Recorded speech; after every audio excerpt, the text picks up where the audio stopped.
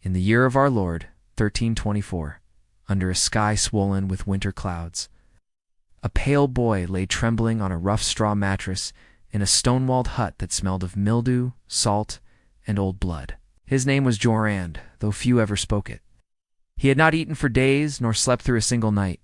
He clawed at his temples as if to rip out the serpent that coiled inside, whispering in a language only he could hear. His mother had long since gone to the village priest. His father, a fisherman, stared blankly into the waves, already mourning a son not yet buried. But the priest, after failing to drive out the demons with holy water and a bone crucifix, had given one last name, muttered with caution and dread: Master Earnhardt, the physician. Some said he'd once trained in Salerno or Montpellier. Others whispered he had studied darker arts in the East, in ruined cities no map dared mark. Earnhardt arrived just after dusk, his boots wet with black mud, his breath a fog of cold resolve. He was gaunt, hollow-eyed, dressed in thick wool and leather, carrying a satchel stitched from calf skin and lined in red velvet. In it, iron instruments that caught firelight like relics of warhooks, needles, blades, and one peculiar tool shaped like a screw with a handle. He approached Jorand not as a man greets a child, but as a falconer eyes a wounded bird. Without ceremony, he examined the boy's skull with trembling fingers, then turned to the parents with a verdict spoken in a flat, airless voice. The humors are trapped within the mind. The skull must be opened. No one knew what he meant at first. Then he reached into his bag. They say pain in the head was once called a visitation, an affliction sent by God, or worse, by the devil to test the soul. But Earnhardt believed otherwise. In his study, he had dissected cadavers stolen from mass graves, pressing their skulls apart with boiling water and thin wedges of copper. He had drawn maps of the brain in charcoal, labeling them with symbols too ancient to name, yet theories blasphemous ones, that agony did not live in the spirit but in the matter of the brain itself, that pressure fluid, vapor, or even gas could build within, like trapped lightning, and that only release could bring peace. His solution was trepanation. With no anesthetic but a gulp of bitter wine, Jorand was held down by his father while Earnhardt shaved the top of his skull. The boy screamed once, then fell eerily silent, eyes wide with terror beyond speech. The trepan, a crude hand drill with a fluted edge, was pressed into flesh and bone. Earnhardt turned it slowly, with practiced patience, watching for the thin, wet line that told him he had pierced through the first layer. A foul-smelling mist rose from the hole. Some said it hissed. And, with a final twist, the disc of bone came free. Beneath it, the brain pulsed softly, like a wound that breathed. Jeroen's eyes rolled back. He convulsed. And then he stopped. The villagers claimed it was a miracle. The boy lived, and for 3 days he knew peace. His headache ceased. He sat upright, blinking in awe at the silence inside his mind. Earnhardt packed his instruments, refused coin, and vanished down the hill. But peace, in the 13th century, was never built to last. On the 4th day, the silence inside Jeroen's skull turned, curdled like spoiled milk. He awoke screaming, not from pain, but from the absence of it. He clawed again at his temples, but this time in hunger, as if searching for something that had been taken. He spoke in tongues no one could decipher, and his eyes no longer blinked in unison. A black bile seeped from his left nostril. By nightfall, he no longer recognized his mother, and when she tried to cradle him, he bit her arm to the bone. The villagers who had whispered miracle now crossed themselves in fear. They said Earnhardt had removed the boy's pain but left the door open for something else to enter. The priest came again. He would not step past the threshold.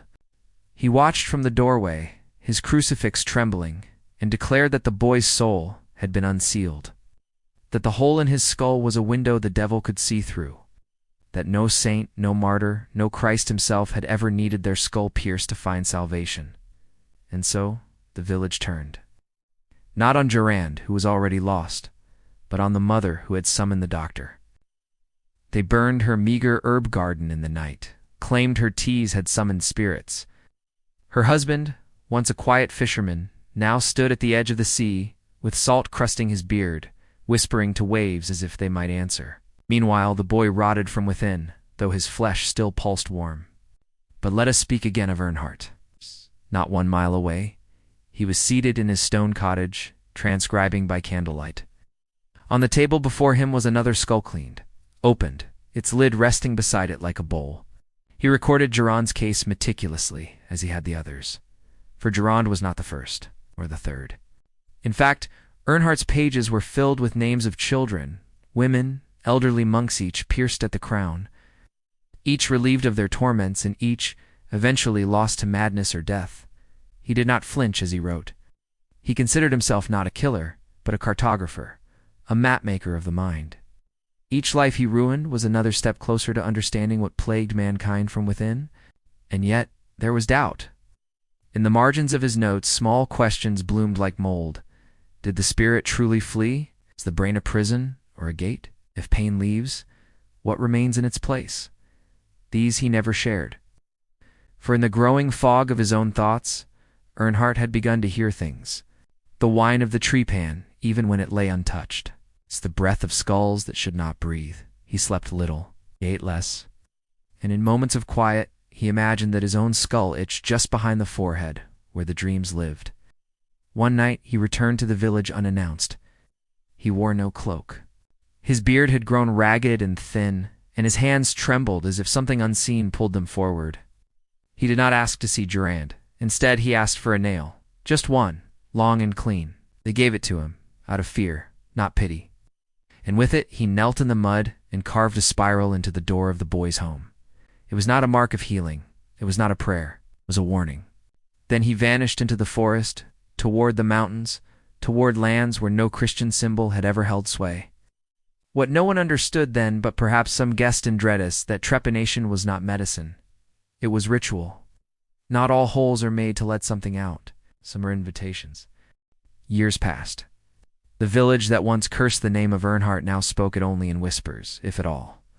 Jeroen's house was left to rot, its windows boarded, its spiral-carved door warped with rain and time. No one dared enter, though children dared each other to touch it. As for Durand himself, some say he died.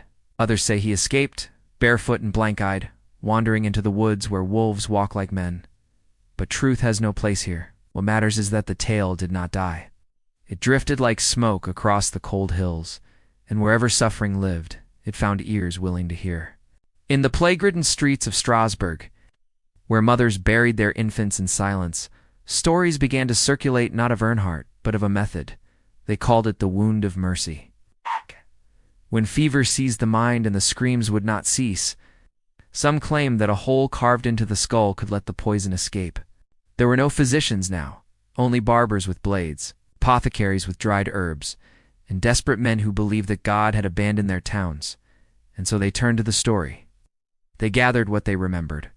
A boy cured, if only briefly, a tool handmade, turned slowly, a hiss of steam, a stillness after. In cellars and candlelit kitchens, they tried.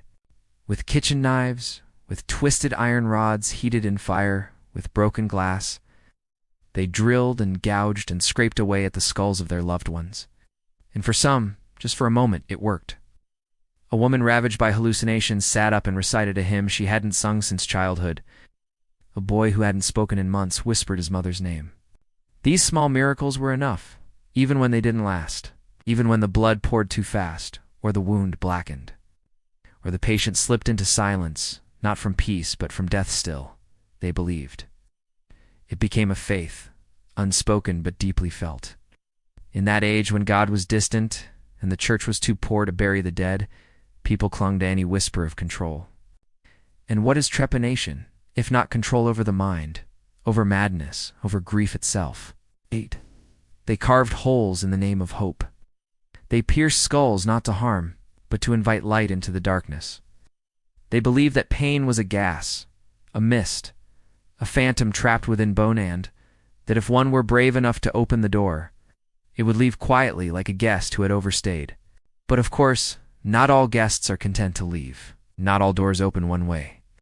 In the crumbling libraries of southern abbeys, where monks still copied forbidden texts by candlelight, a name began to appear again. Earnhardt, a heretic, some wrote. A visionary, others said. One parchment, unsigned, warned that his hands had touched things older than man. Another, bound in leather and stitched with symbols not found in any Christian tongue, spoke of the venting of the soul and the false peace that follows. The church, seeing the spread, did what it always did. It condemned. A papal decree was issued, banning the practice. All tools of trepanation were to be destroyed, practitioners burned, graves salted, but it was too late. The seed had been planted not in paper, but in pain. And pain, as ever, cannot be silenced by decree. It was in the winter of 1321 that the last known trepanation bearing Bernhardt's mark was recorded, not in any official chronicle, but in the dying words of a man whose name no one remembers. He had been a monk once, cloistered in a northern monastery, where frost split stone and prayers froze on the lips. He had copied texts quietly, faithfully, until the day his brother began to scream in the night, not from fever, but from memory, the kind that gnaws the inside of the skull.